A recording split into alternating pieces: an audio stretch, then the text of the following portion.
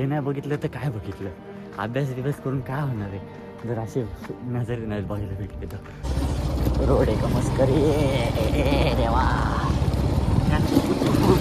हा एक्सेस टक टक टक टक टक टक टक टक अशीच होणार आहे बघ भाऊ, गॅरंटी. चाललं इथं पाणी बघा फक्त पाणी बघा. येऊ द्या पावसाची मजा. लाईक करा, कमेंट करा, शेअर करा, सबस्क्राईब करा. सगळ्यांनी करा. समजून जा. समज झाले को इशारा कॉफी.